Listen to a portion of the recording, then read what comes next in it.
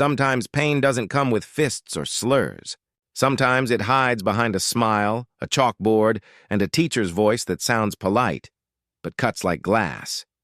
It was a Tuesday morning in the small town of Hamilton, Georgia, the kind of place where folks still waved from their porches, but only to people who looked like them.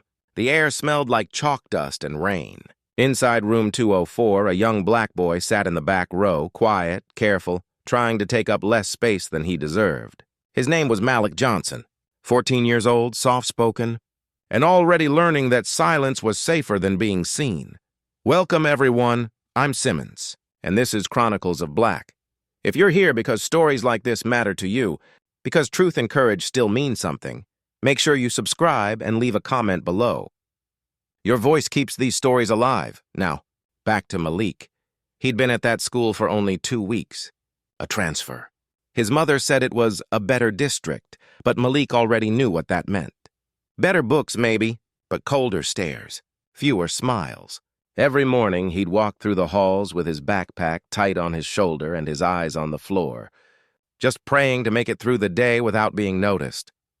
But one person always noticed him. Ms. Whitmore. She was the kind of teacher who used kindness like a mask. Her words were sweet when the principal was nearby, but sharp when she was alone with her class.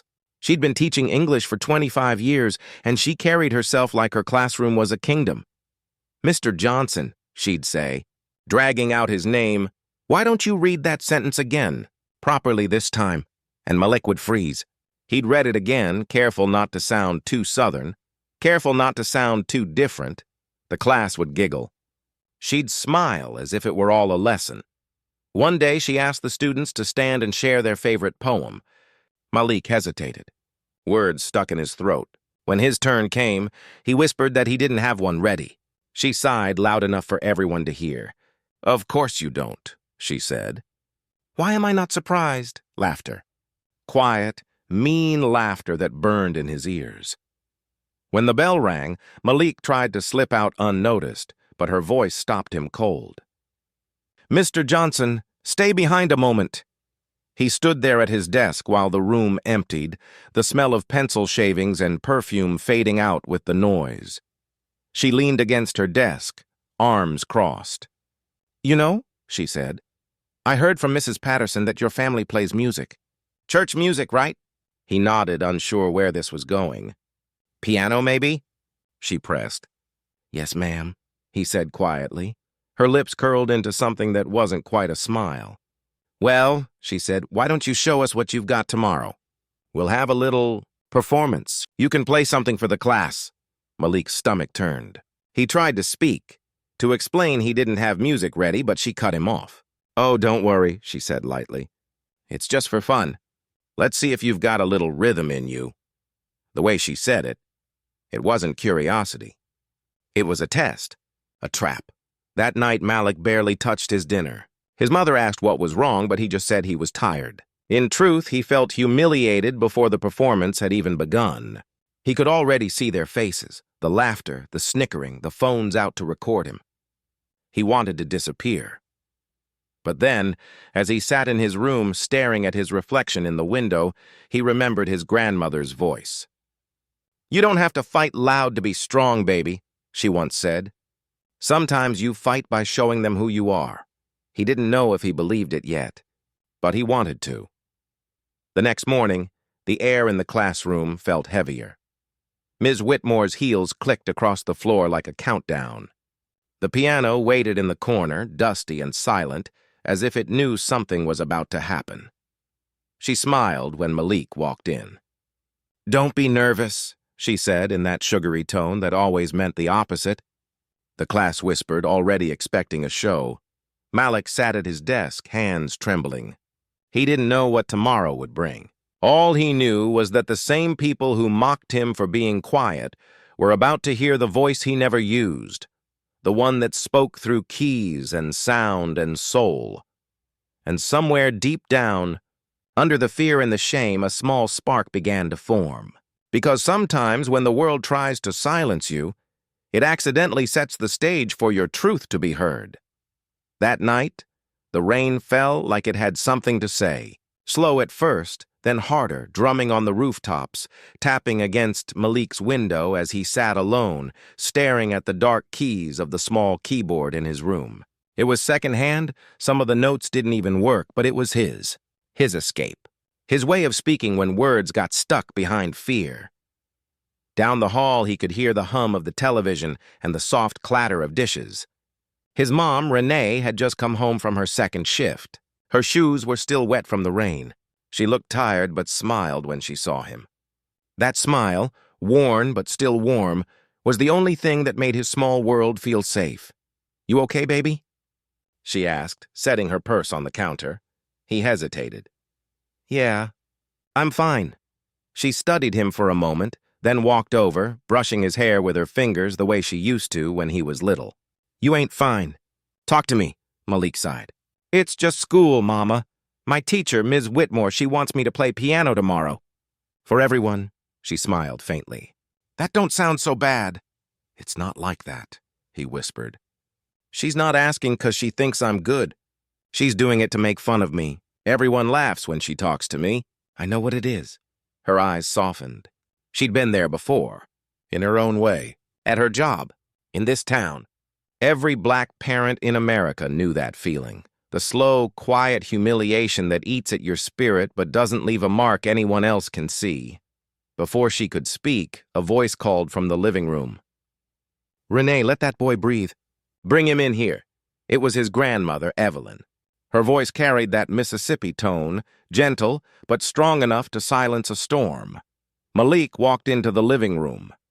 The old woman was sitting in her chair, wrapped in a blanket, with the glow of the TV flickering across her face. She'd lived through things Malik could barely imagine. The marches, the dogs, the fire hoses, and yet her eyes still held peace. "What's this I hear about you playing tomorrow?" she asked. He shrugged. "It's not really by choice," she nodded, like she understood every word he didn't say. "When I was your age, my teacher told me a colored girl shouldn't sing in front of white folks. Said it would make them uncomfortable. You know what I did?" Malik shook his head. "I sang anyway," she said softly. "I sang until she had to look me in the eye. Some people don't hate you because of what you are, baby. They hate you because they can't look past their own smallness. You can't fix that. But you can show them who you are." Her words hung in the air, quiet but heavy. She leaned forward, her eyes sharp and kind at the same time. "When they mock you, make them listen. When they doubt you, make them remember your name. But don't do it with anger. Do it with truth."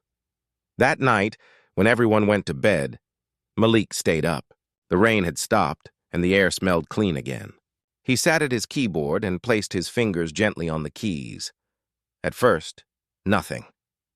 Just silence. Then a single note. Then another. He started playing a tune his grandmother used to hum when she cooked. An old gospel song that carried generations of pain and hope in every note.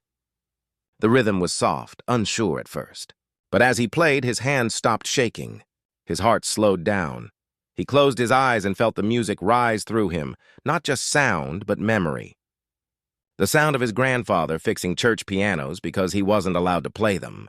The sound of his mother humming through exhaustion after double shifts. The sound of a people who turned sorrow into art, who turned silence into strength. For the first time, he didn't feel small. He felt connected to something older, deeper, stronger. He played until his fingers hurt. And when he finally stopped, he looked at the keys like they had answered something for him. Tomorrow wasn't just about surviving embarrassment anymore. It was about showing up. With grace, with power, with every ancestor who had been told no standing behind him. He whispered to himself, "They think it's a joke. They don't know I've got generations in my hands." Then he turned off the light, the melody still echoing in his chest like a heartbeat that refused to quiet down. The next morning felt different. The air was too still, the sky too pale, like even the sun was holding its breath. Malik walked to school with his hood up, his backpack hanging heavy. Every step felt louder than it should have. He kept hearing his grandmother's words, looping over and over in his head. "When they mock you, make them listen." By the time he reached the school doors, his stomach was tight. He tried to keep his head down, hoping no one would mention it. but they already knew. Word had spread. The whispers followed him down the hallway like shadows. "Yo, you really play piano? I heard she's gonna make him play old church music." Betty freezes. He didn't say anything. He just kept walking. When he entered the classroom, Ms. Whitmore was already there, arranging papers on her desk like a judge about to start a trial. Her lipstick was sharp red, her smile sharper. "Well, good morning, everyone," she sang out. "Before we start today's lesson, I think we're in for a special treat. Mr. Malik Johnson has agreed to share a little of his musical talent with us." She looked straight at him when she said it. That pause on musical talent wasn't kindness. It was bait.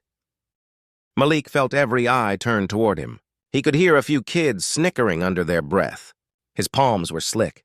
His heart was hammering. He walked to the front of the room slowly, trying not to trip over his own feet. The piano sat in the corner, half forgotten, dust gathering between the keys. It was an old upright, one of those relics from the 70s that hadn't been tuned in years. "Go on, Malik," Ms. Whitmore said sweetly. "Show us what you can do." He sat down on the bench. His knees almost touched the underside. The room felt smaller now, like the walls had crept closer. For a second, he couldn't move. The class waited. Someone coughed. He looked at the piano and saw his reflection in the black lacquer, small, scared, but not broken. He placed his fingers on the keys. The first note stumbled, weak and uneven. A few kids giggled. Ms. Whitmore folded her arms. Then, something inside him shifted. He remembered his grandmother's voice, that night of rain, the sound of gospel humming through tired hands. He took a breath deep and steady, and when he pressed the keys again, the sound changed. It wasn't the shaky, scared sound of a boy trying to survive humiliation. It was the sound of someone telling the truth. The melody started soft, slow gospel chords with a hint of sorrow. The kind of sound that feels like prayer and defiance at the same time. Then he mixed in something else, an echo of Beethoven, something classical, something the teacher would recognize. His fingers found rhythm. His heart found courage. The laughter stopped. Every note told a story, about long walks home in the rain, about voices that cracked from holding too much silence, about generations that turned pain into beauty because they had nothing else left. He played with his whole body, shoulders moving, eyes closed, heart open. His soul didn't just whisper through the notes. It roared quietly, strong and free. Ms. Whitmore's face changed first. Her smile faded. Her eyes darted around, as if she was trying to find the joke she'd written in her head. But it was gone. The classroom had shifted. The power wasn't hers anymore. One of the students took out a phone and started recording. No one told them to stop. No one wanted to. When Malik hit the last chord, the sound hung in the air like it refused to leave. Then silence. Heavy, perfect silence. For a second, no one moved. Then someone in the back whispered, "Damn." Ms. Whitmore cleared her throat. "Well," she stammered, "that was unexpected." Malik stood up. His hands were still trembling, but his eyes were steady now. He didn't bow. He didn't smile. He just looked at her, and for the first time, she looked away. He walked back to his seat without a word. The class stayed quiet, the kind of quiet that comes when something real has just happened and no one knows what to do with it. All lesson long, no one laughed. No one whispered. Malik just stared out the window, feeling the afterglow of freedom, not because he'd proven her wrong, but because he'd finally spoken in a language she couldn't twist or control. Later that day, a few students came up to him in the hallway. One girl said softly, "That was beautiful." Another boy just nodded. No jokes this time, just respect. He didn't say much, just smiled faintly and kept walking, but Ms. Whitmore, she couldn't shake it. The performance replayed in her mind like an echo she couldn't silence. She'd wanted to make him small. Instead, he'd shown her something bigger than pride, something that didn't need her permission. That night, she sat in her car long after school ended, staring at the empty lot, replaying those notes in her head. For the first time, she realized what had really happened. She hadn't just heard a boy play the piano. She'd witnessed a boy reclaim his worth, And Malik, on the walk home under the fading sun, felt lighter. Not happy, not yet, but lighter. Because somewhere deep inside, he knew what his grandmother meant now. You don't always have to shout to be heard. Sometimes you just have to play. After that day, something changed in room 204. It wasn't loud or obvious, but it was there. The same kids who used to laugh when Malik spoke now stayed quiet when he entered. They didn't know what to say. Maybe they felt guilty. Maybe they were just confused. But the balance had shifted. The air felt heavier around Ms. Whitmore, too. She still smiled, still called roll, still gave assignments, but her eyes avoided his, like she couldn't bear to see the reflection of what she'd done. A few days later, Malik stayed after class to pick up his notebook. The room was empty except for Ms. Whitmore grading papers at her desk. She looked up when she saw him. For a second, their eyes met. Then she looked away. "Mr. Johnson," she said stiffly, "about your little performance." Her voice carried that same sharpness it always had, but underneath it, something else. A tremor. "I hope you understand," she said, "that what happened last week wasn't appropriate for the classroom. You turned an academic setting into, well, a spectacle." Malik froze. "A spectacle?" She nodded. "Yes, you played emotionally." That wasn't the assignment. He didn't answer. He just stood there staring at her. His chest tightened, but his voice stayed calm. "You asked me to play," he said quietly. "So I played." For a moment, she didn't respond. Her pen tapped against the desk. Then she said, "You embarrassed me in front of my students. I was trying to give you an opportunity." He blinked slowly. "No, ma'am. You were trying to embarrass me. I just didn't let you." The silence after that felt like thunder with no sound. Ms. Whitmore's mouth opened, then closed. No words came. Malik picked up his notebook and walked out of the room without another glance. That night, something strange happened. The video from that day, the one a student had quietly recorded, started spreading. First among students, then among parents, then the local community pages. It wasn't titled with his name or her insult. Just, "The boy who played his heart." People shared it because it felt real. You could see the tension in the room. You could see Ms. Whitmore's smirk fade as the music took over. You could feel the pain in Malik's hands turning into power. By the weekend, the clip had hundreds of comments. Some praised his talent. Others saw what it really was, resistance in the purest form. One comment read, "You can humiliate a child, but you can't silence their soul." Another said, "That boy played for every one of us who was told to stay quiet." The school couldn't ignore it anymore. The principal called Ms. Whitmore in for a meeting. No one knew exactly what was said behind that office door, but she came out looking smaller than she went in. Malik's mother got a call, too. They told her the situation had drawn attention, that they were reviewing conduct. She didn't say much on the phone, just listened, then hung up and smiled to herself because she knew the world had finally seen what her son had been living. At church that Sunday, people came up to Malik, shaking his hand, telling him how proud they were. "You showed them grace," one man said. "That's how you win." Malik didn't feel like he'd won anything. He still didn't like the stares, the whispers, the attention, but he understood something now. Change doesn't always happen in marches or speeches. Sometimes it happens when one scared kid refuses to stay small. Ms. Whitmore didn't speak to him for the rest of the week. But the next time Malik passed her in the hallway, she hesitated. She almost said something, but didn't. And in that pause, he realized something important. He didn't need her apology. He didn't need her approval. The music had already said everything. By Friday, his video had reached beyond the town. A local news station picked it up, then an online magazine. Emails started arriving at his mother's inbox from people he'd never met, piano teachers, choir directors, even one college professor who said Malik reminded him of a young Ray Charles. But for Malik, none of that mattered as much as the look on his grandmother's face when she saw the video on her phone. Her eyes glistened, and her voice trembled when she whispered, "See, baby?" They listened, and for the first time, Malik believed it. He hadn't just played a song. He'd struck a nerve, a truth too old to be ignored. 2 weeks passed. The buzz around Malik's video began to settle, but the feeling it left behind didn't fade. Something had shifted in that little town. People started talking about things they'd never said out loud before.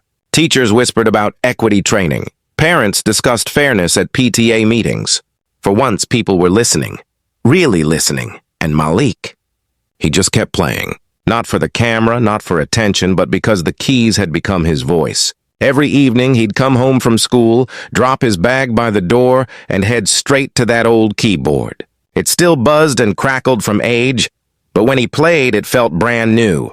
The music filled the house, washing through the tired walls like light through stained glass. One evening, his mother came home early. She stood in the doorway, still in her uniform, listening quietly as he played. He didn't notice her at first. He was somewhere else, somewhere freer. When he finally saw her, she smiled. That song, what's it called? He thought for a second. I don't know yet, he said. I'm still writing it, she nodded. It sounds like peace. A few days later, Malik was invited to perform at a community event downtown. It was called Voices of Youth, a gathering to celebrate students using art to speak truth. His mom insisted he go. His grandmother pressed her favorite handkerchief into his hand before he left. Play for them, baby, she said softly. But more than that, play for you. When he stepped onto that small stage, the crowd looked enormous. There were people from his school, teachers from other towns, and even a few local reporters. And near the back, standing against the wall with her hands clasped tight, was Ms. Whitmore. For a second, their eyes met. Neither of them smiled. She just looked human, smaller, tired. Malik sat at the grand piano. This one wasn't dusty or broken. It gleamed under the stage lights. He ran his fingers across the smooth ivory and took a deep breath. Then he began to play. The melody was soft at first, the same old gospel rhythm he used that rainy night. Then it grew. Notes rose like prayers, then fell like forgiveness. His hands moved with a kind of grace that only comes from truth. It wasn't about skill anymore. It was about honesty. People in the audience leaned forward. Some closed their eyes. Some wiped tears. The sound wasn't just music, it was testimony. And when he hit that last note, the room stayed silent for a long moment before erupting in applause. Miss Whitmore didn't clap right away. She stood frozen, her throat tight. Something inside her cracked open. Guilt, maybe shame, maybe both. She realized how small her world had been. How she had tried to shrink a boy who carried a universe inside him. After the event, Malik was surrounded by well-wishers. Cameras, handshakes, praise. But as the crowd thinned, Ms. Whitmore approached quietly. Malik, she said. Her voice trembled a little. I wanted to tell you, your music was beautiful. He looked at her calm, steady. Thank you, he said. She hesitated. I don't know what to say for the way I treated you, he nodded slowly. You don't have to say anything. Her eyes glistened. I didn't realize. Malik tilted his head slightly. You just weren't listening before. There was no anger in his tone. No revenge. Just truth. She nodded and walked away, wiping her eyes with the back of her hand. Malik turned back toward the stage, toward the piano, and smiled faintly. When he got home that night, his grandmother was waiting up for him. She was sitting in her chair, the video from the event playing on her phone. When she looked up, her eyes were shining. I told you, baby, she whispered. They heard you this time. Malik smiled, sitting beside her. Yeah, he said softly. But I think I finally heard me too. The camera on that phone caught him in the glow of the lamp. His face half in shadow, half in light, just like his story, because the truth is, some wounds don't heal by winning. They heal by being seen. And some voices don't rise by shouting. They rise by refusing to disappear. Malik didn't need to prove himself anymore. He'd already done something far more powerful. He'd turned pain into purpose and silence into sound, and that sound stayed. Long after the applause faded. Long after the clip stopped trending. It stayed in the hearts of everyone who heard it, a quiet reminder that dignity doesn't need permission. It just needs courage.